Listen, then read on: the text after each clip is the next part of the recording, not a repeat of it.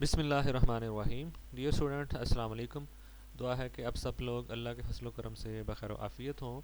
अपना जो last lecture है, लेक्चर 24, उसमें हमने ये चीज़ प्रूव की थी कि अगर x जो है कोई कॉम्प्लेक्स बनाक स्पेस है और आपका एक ऑपरेटर t है जो लीनियर है फ्रॉम x टू x, और लैम्डा जो है वो कोई रेगुलर वैल्यू है, अगर ये सारी सिचुएशन हो और आपके पास दोनों में से कुछ भी है कि t जो है वो क्लोज्ड है या t जो है वो बाउंडेड है, तो उस सूरत में जो आपका रिजॉल्वेंट ऑपरेटर है आर लैम्डा, उसकी डोमेन जो है वो होल एक्स होगी। R lambda will be defined on the whole X, ठीक है जी।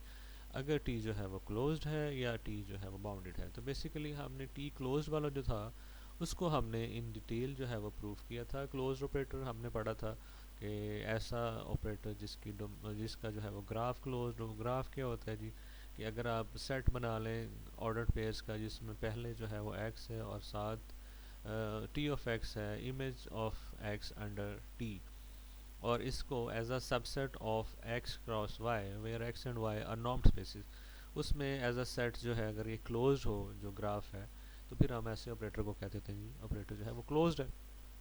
इससे रिलेटेड हमने कुछ एग्जांपल्स भी की थी। एक हमने ऑपरेटर के क्लोज होने के लिए प्रॉपर्टी भी पढ़ी थी कि operator will be closed if and only if this happens.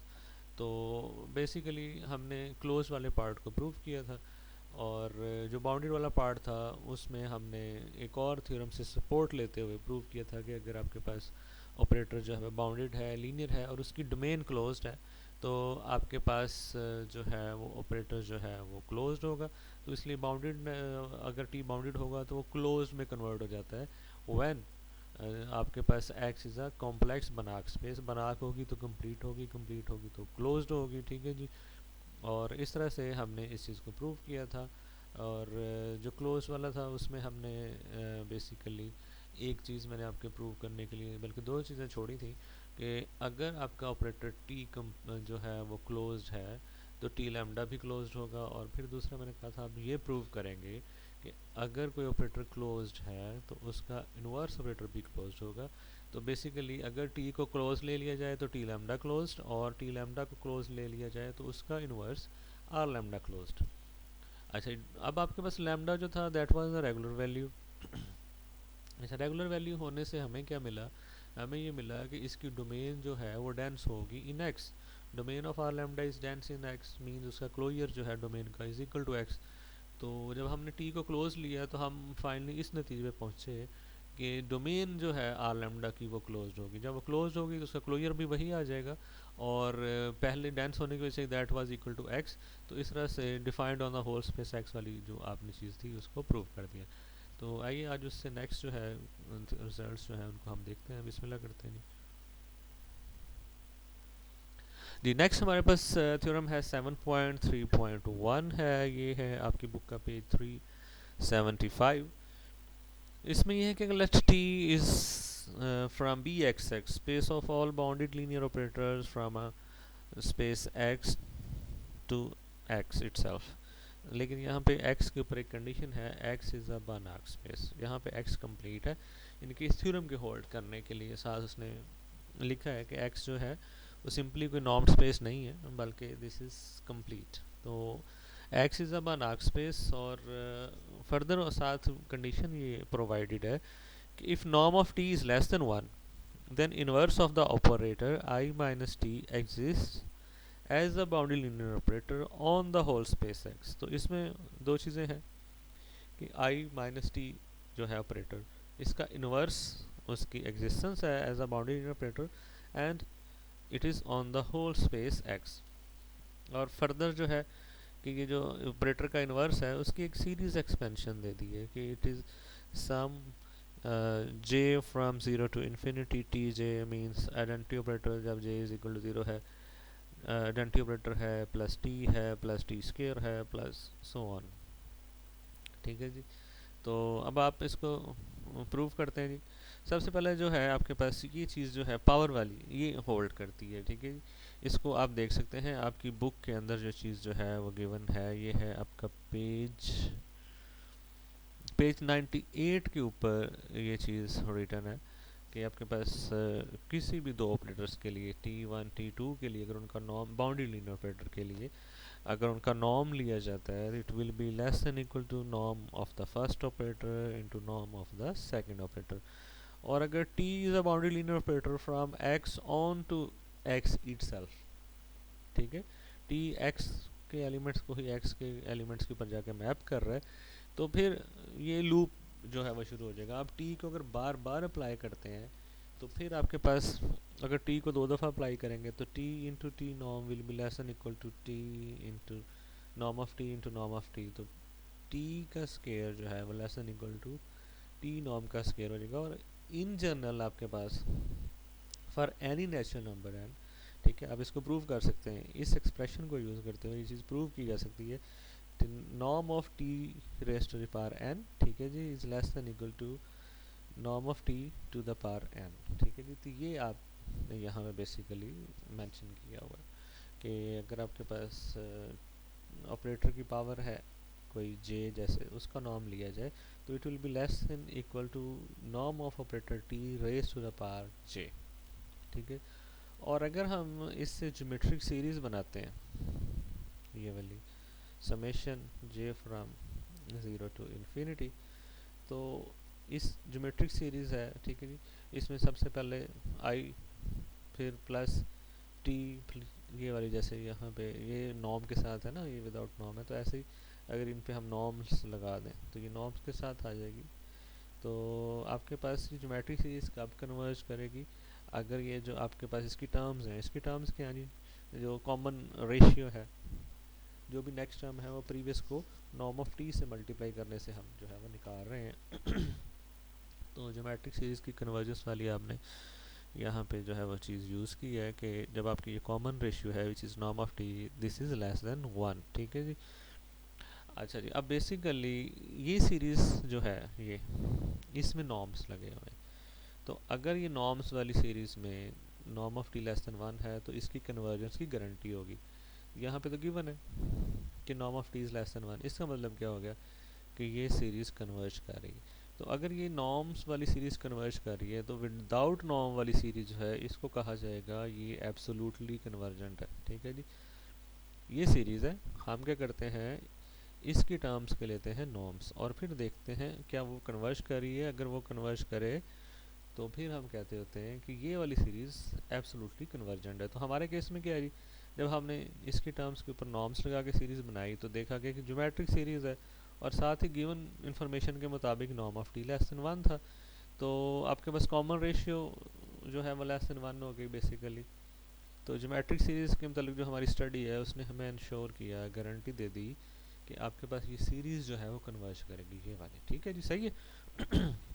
अच्छा, अगर ये सीरीज़ कन्वर्ज करेगी तो फिर इस सीरीज़ को हम क्या कहेंगे, दिस इज़ एब्सोल्युटली कन्वर्जेंट। अच्छा जी, अब यहाँ पे एक और रिजल्ट है जो हम यूज़ करेंगे, ठीक है। आप लोगों ने इसको मैं आपको होमवर्क के लिए देता हूँ, आपने इसको ज़रूर जो है वो करना है कि अगर आपके पास कोई स्पेस x कंप्लीट हो, ठीक है, तो उसमें एब्सोल्यूट कन्वर्जेंस हमेशा कन्वर्जेंस इंप्लाई करती है, अदरवाइज ये ज़रूरी नहीं है। यानी कि अगर सीरीज़ एब्सोल्युटली कन्वर्ज कर रही हो तो उसकी कन्वर्जेंस की कोई गारंटी नहीं है, लेकिन अगर स्पेस कंप्लीट हो तो फिर है absolute convergence in a complete space implies convergence. तो आपकी स्पेस यहाँ पे क्या है, बनाक, बनाक का मतलब क्या है कि कंप्लीट।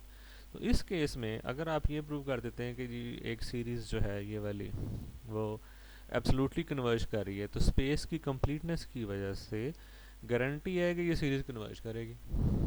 तो हमने ये चीज़ यहाँ पे यूज़ की है, ठीक है। तो मैं इसको आपको दिखा भी देता हूँ कि आपने क्या चीज़ जो है वो प्रूव करनी है।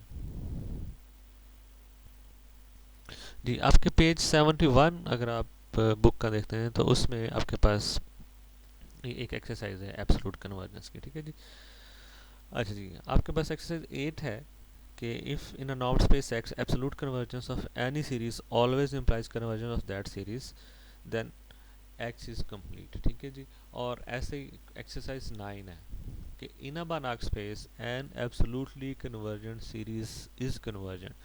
तो ये दो एक्सरसाइजेज हैं आपके पास, और एक जो है वो आपके पास काउंटर एग्जांपल है कि ये एब्सोलूट कन्वर्जेंस है सीरीज़ की, यानी कि ये सीरीज़ जो है कन्वर्ज कर रही है। Show that the convergence of this series, ये क्या है, विद नॉर्म्स, किसी सीरीज़ जो है उसकी टर्म्स का आपने नॉर्म लिया, ये सीरीज़ कन्वर्ज कर रही है, लेकिन ये कन्वर्ज नहीं कर रही। तो अगर ये सीरीज़ कन्वर्ज कर रही तो मतलब ये वाली सीरीज़ जो थी ये एब्सोल्युटली कन्वर्ज कर रही है, लेकिन ये खुद कन्वर्ज नहीं कर रही। तो बेसिकली ये काउंटर एग्जांपल है कि इन जनरल एब्सोल्यूट कन्वर्जेंस, ठीक है, absolute convergence does not imply convergence, लेकिन बनार्क स्पेसिस में ये चीज़ ट्रू है कि absolutely convergent series is convergent, ठीक है जी।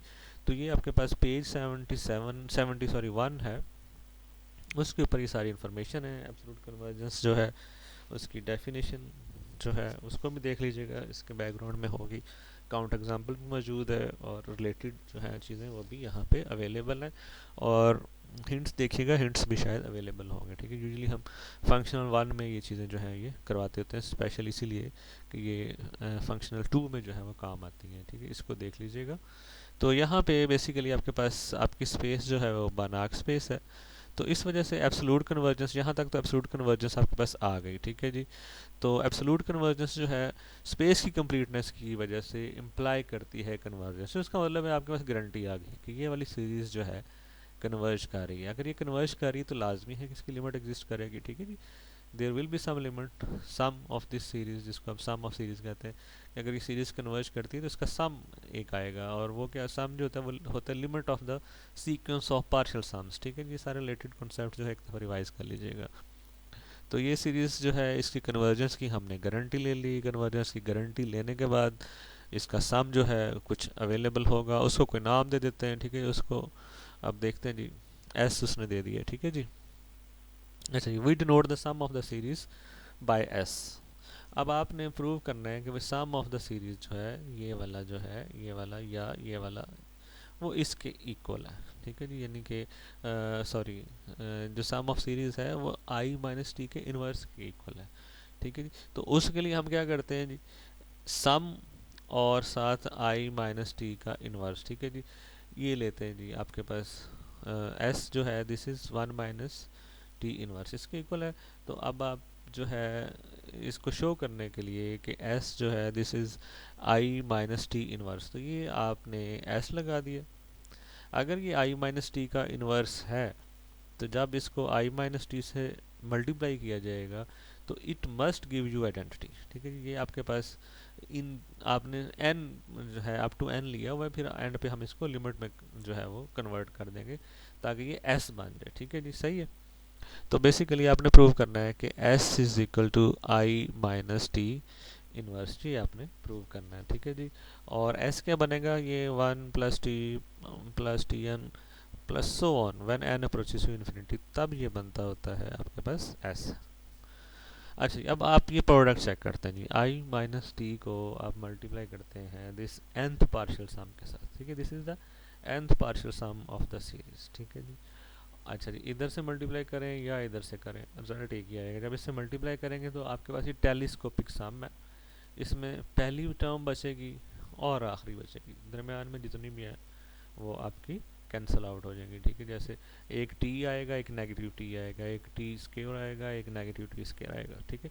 एंड पे ऐसे आपके पास टी की पावर एन और नेगेटिव टी की पावर एन, और लास्ट टर्म टी की पावर n+1, ठीक है। ऑर्डर कुछ भी रखें, बेशक आई माइनस टी को आप जो है वो लेफ्ट पे रखें या राइट पे रखें, फाइनल रिजल्ट आपके पास यही आएगा, आई माइनस टी की पावर n-1। इसमें अब जब आप n अप्रोचेस टू इन्फिनिटी लेते हैं, ठीक है जी, इसके अंदर, ठीक है, चाहे ये वाला लें चाहे ये वाला लें, जब n अप्रोचेस टू इन्फिनिटी लेंगे तो ये क्या बन जाएगा, ये तो आपके पास ये सम ऑफ द सीरीज बन जाएगा when n approaches to infinity, ये चीज़ आ जाएगी। और ये क्या है, s, ठीक है।